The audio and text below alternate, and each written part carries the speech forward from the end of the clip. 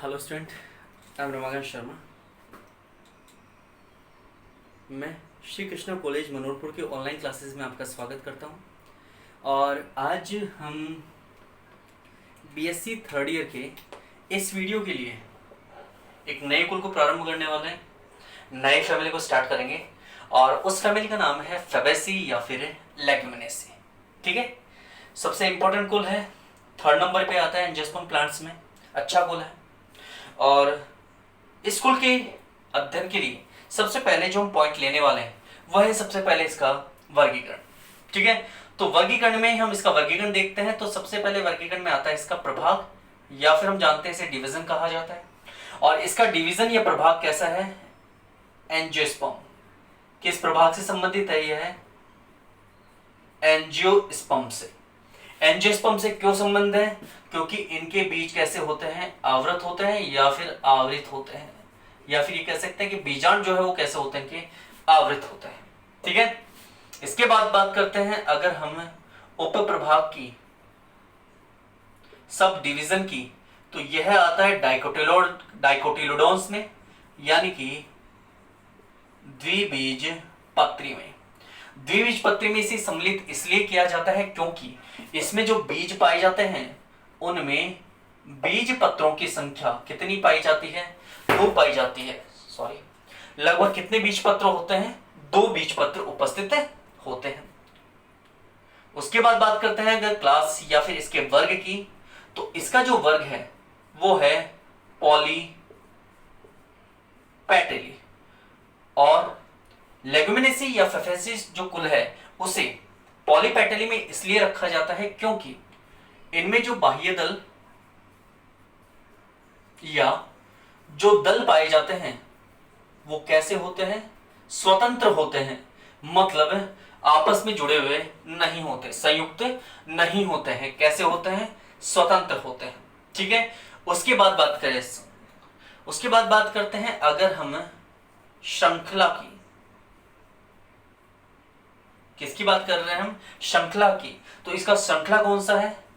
कैल्सीफ्लोरी। कैल्सीफ्लोरी। और इसे कैल्सीफ्लोरी में क्यों रखा गया है? क्योंकि इसका जो पुष्प होता है, इस कुल का जो पुष्प है वो पुष्प परिजायंगी प्रकार का होता है।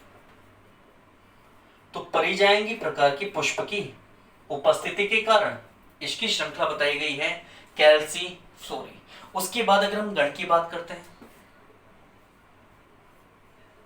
ठीक है, तो यहां पर जो गण है वो रोजेल्स बताया गया है। कौन सा गण बताया गया है? रोजेल्स। रोजेल्स गण क्यों बताया गया है? क्योंकि इनके जो पुष्प होते हैं उसमें पुष्पासन प्याले की आकृति का होता है। किस आकृति का होता है? प्याले की आकृति का। उसके बाद बात करते हैं कुल की, तो कुल आपको दिख ही रहा है कौन सा है? फबेसी या फिर लेग्यूमिनेसी। ठीक है, किसकी बात कर रहे हैं? कुल की। तो कुल कौन सा है? इसका कुल है फबेसी या फिर लेग्यूमिनेसी। ठीक है, ये क्या है? इसका कुल है। ठीक, तो कुल कैसा हो गया? फबेसी या फिर लेग्यूमिनेसी। लेकिन इसमें कुछ विशेष प्रकार के उपकुलों को भी क्या किया गया है? सम्मिलित किया गया है। तो उनमें हम सबसे पहले जिस उपकुल का अध्ययन करने वाले हैं उसे माइमोसॉइडी कहा जाता है।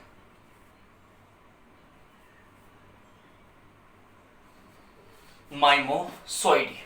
ठीक है, यह है पहला उपकुल जिसके बारे में हमें क्या करना है? अध्ययन करना है। तो यह है वर्गीकरण किसका? फेबेसी या फिर लेग्यूमिनेसी कुल का, जिनके फल को लोमेंटम भी कहा जाता है, शिम्बी फल लोमेंटम कहा जाता है जिन्हें। ठीक है, तो सबसे पहले हमने देखा प्रभाग क्या है? एंजियोस्पर्म। उपप्रभाग क्या है? द्विबीजपत्री। वर्ग क्या है? पॉलीपेटली। श्रृंखला कैल्सीफ्लोरी। गण रोजेल्स। कुल फेबेसी या फिर लेग्यूमिनेसी। और उपकुल हो गया माइमोसॉइडी। ठीक है। तो यहां पर हम सबसे पहले जिस उपकुल का, क्योंकि यहां पर फेबेसी या लेगुमिनेसी में कुछ उपकुलों को सम्मिलित किया गया है, तो हम उपकुल के आधार पर इस कुल का अध्ययन करेंगे।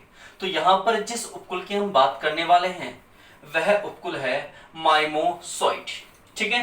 तो वर्गीकरण में हमने इसका वर्गीकरण देखा और इस वर्गीकरण के आधार पर हम इसके पहले उपकुल का अध्ययन करेंगे जिसे माइमोसॉइडी कहा जाता है। तो हम कुल देख रहे हैं फेबेसी और इसका देख रहे हैं उपकुल, और उपकुल का नाम है माइमोसॉइडी।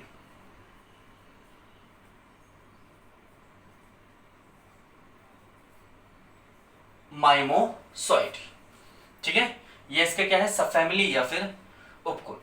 तो वर्गीकरण हमने देख लिया। वर्गीकरण के बाद हम देखेंगे अब इसका वितरण कि कहां कहां पाया जाता है, मतलब इसके कहां कहां उपस्थित हैं पादप। तो अगर संपूर्ण विश्व की बात की जाए तो संपूर्ण विश्व में इसके लगभग कितने वंश हैं, 52 वंश। एवं अगर जातियों की बात की जाए तो संपूर्ण विश्व में फेबेसी या लेगुमिनेसी कुल का जो उपकुल है माइमोसॉइडी, उसके लगभग 2800 जातियां पाई जाती हैं, जो कि उष्ण एवं उपोष्ण क्षेत्रों में उपस्थित होती है। कहां कहां पाई जाती है, उष्ण एवं उपोष्ण क्षेत्रों में। अगर हम बात करते हैं भारत के संदर्भ में तो यह माना जाता है कि भारत में लगभग इनके 92 स्पीसीज, लगभग 92 जातियां पाई जाती हैं। ठीक है। तो भारत में इनकी 92 जातियां पाई जाती हैं जो भी उष्ण क्षेत्रों में उपस्थित होती हैं, जबकि संपूर्ण विश्व में 52 वंश एवं लगभग 2800 जातियां पाई जाती हैं। यह है इसका वितरण। तो कह सकते हैं कि यह संपूर्ण विश्व में क्या है, वितरित है। उसके बाद बात करते हैं अगर हम इसके प्रकृति की, तो प्रकृति के आधार पर यह कहा जाता है कि ये जो है फेबेसी या लेगुमिनेसी कुल में जो माइमोसॉइडी वाले कुल के पादप हैं, उपकुल वाले पादप हैं, ये शाक के रूप में भी व्यवस्थित है, मतलब शाक के रूप में भी पाए जाते हैं, क्षोभ के रूप में भी पाए जाते हैं, और इसके अलावा वृक्ष के रूप में भी पाए जाते हैं। तीनों रूप में होंगे, शाक के रूप में भी होंगे। माइमोसो जो पुड़िका है, इसका एग्जाम्पल क्या है, माइमोसो पुड़िका, आपको शायद याद होगा किसका एग्जाम्पल है ये एग्जाम्पल है आपका छुई मुई के प्लांट का, माइमोसो पुड़िका। तो किस रूप में पाया जाएगा, शाकीय रूप में। शुभ की अगर बात करें तो इसका एग्जाम्पल अकेशिया, अकेशिया जो पादप है वो किस रूप में पाया जाएगा, शुभ के रूप में। और अगर वृक्ष की बात करें तो प्रोसोपिस, प्रोसोपिस सिनेरिया। माइमोसॉइडी कुल उपकुल के जो पौधे हैं वो शाक के रूप में पाए जाते हैं जैसे कि माइमोसा पुड़िका, शुभ रूप में पाए जाते हैं जैसे कि अकेशिया, और वृक्ष के रूप में भी उपस्थित होते हैं। ठीक है। तो ये इस प्रकार से क्या होते हैं, व्यवस्थित हैं, शाक के रूप में भी, क्षोभ के रूप में भी और वृक्ष के रूप में भी। उसके बाद अगर हम बात करते हैं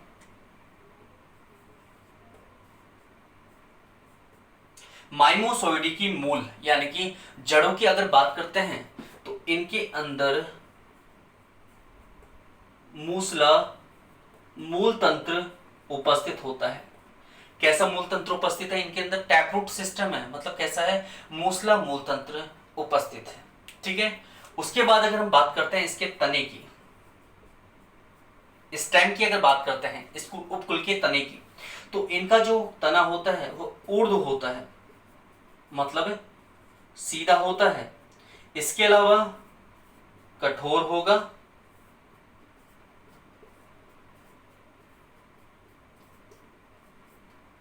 बेलनाकार भी होगा और ठोस भी होगा। ठीक है। इनकी जो काष्ठ होती है, मतलब इनसे जो काष्ठ निर्मित होती है, इनसे जो लकड़ी प्राप्त होती है, उस काष्ठ में टैनिन नामक रासायनिक पदार्थ भी उपस्थित होता है।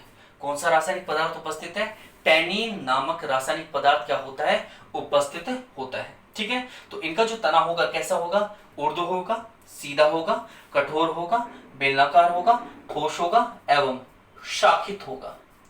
ठीक है, और इसके अलावा इनके तने की जो कास्ट होती है उस कास्ट में कौन सा एल्कलॉइड पाया जाता है या कौन सा रासायनिक पदार्थ पाया जाता है, तो इनकी कास्ट के अंदर टैनिन नामक रासायनिक पदार्थ उपस्थित होता है।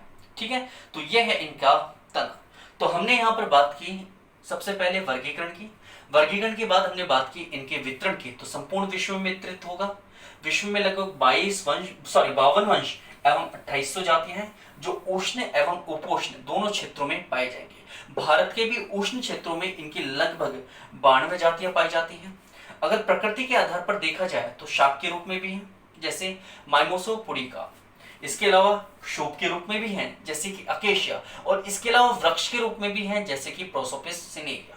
तो ये शाक, शूप एवं वृक्ष तीनों के रूप में पाए जाते हैं और संपूर्ण विश्व में क्या है, वितरित है 52 वंश और 2800 जातियों के साथ। अगर बात करते हैं इनके जड़ की, तो इनमें मूसला मूल तंत्र उपस्थित होता है।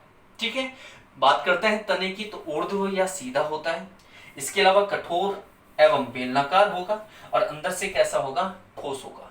इसके अलावा तना शाखित होता है, मतलब शाखाएं पाई जाती हैं, और इसकी जो काष्ठ है, इसकी जो लकड़ी है, उससे प्राप्त होने वाला जो रासायनिक पदार्थ है उसका नाम क्या है, टैनिन। ठीक है, तो ये है आपका वितरण, प्रकृति, मूल एवं तना, किसके लिए, उपकुल माइमोसोइडी के लिए।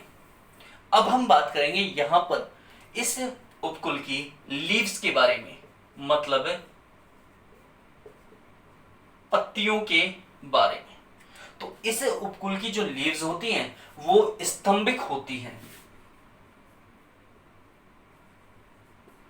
स्तंभिक का मतलब क्या है, स्तंभ पर लगी हुई पत्तियां, स्तंभ मतलब तने पर। जब कोई पत्तियां सीधे किस पर लगी हो, तने पर लगी होती हैं, तो ऐसी पत्तियों को क्या कहते हैं, स्तंभिक पत्तियां कहा जाता है। ठीक है, इसके अलावा ये जो पत्तियां होती है ये सैवरंत होती हैं।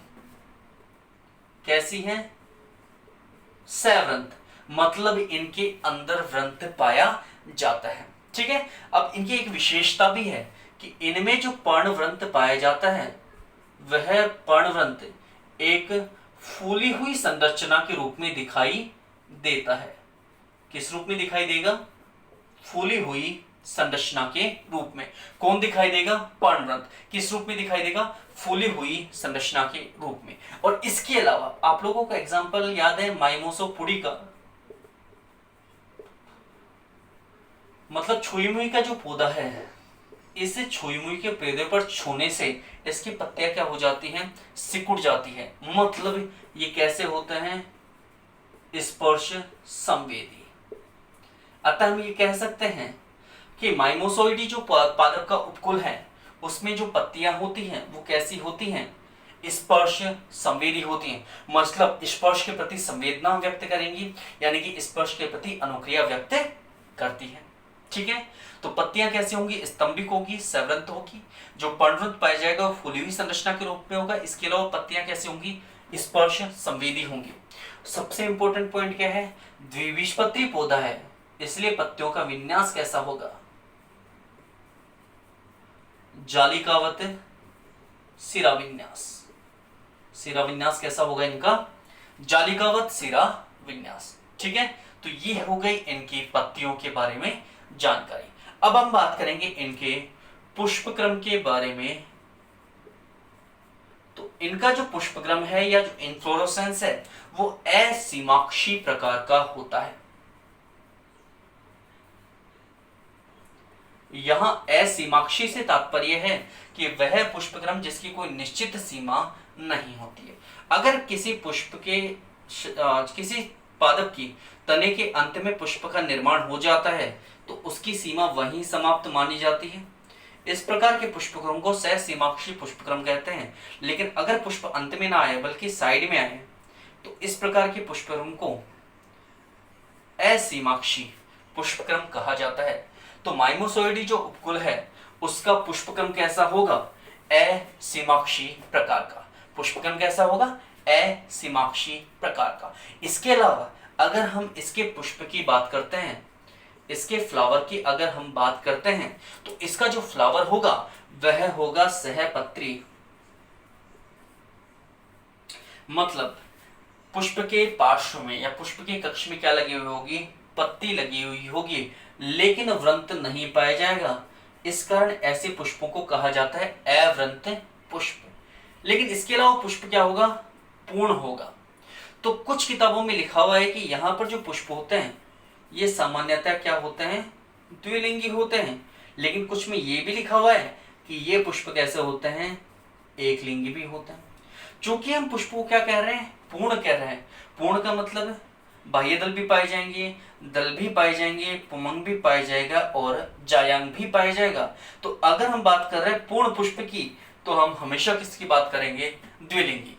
तो जब हम इसका पुष्प सूत्र और पुष्प चित्र देखेंगे तब भी हम वहां पर एंड्रोशियम और गायनोशियम यानी कि पुमंग और जायांग दोनों का प्रयोग करेंगे। अगर एक लिंगी होता तो हम इन दोनों में से किसी एक का प्रयोग करेंगे, लेकिन जैसे ही आप उसका पुष्प चित्र देखोगे तो आपको समझ में आ जाएगा कि पुष्प कैसा है, यहाँ पर द्विलिंगी है। ठीक है, ये बात समझ में आ चुकी है। तो हमने वितरण देख लिया है, वितरण के बाद हमने प्रकृति देखी है, प्रकृति के बाद हमने यहाँ पर तना, मूल, पत्तियां, पुष्प क्रम एवं पुष्प का अध्ययन किया है। ठीक है, तो ये है आपका कुल माइमोसॉइड।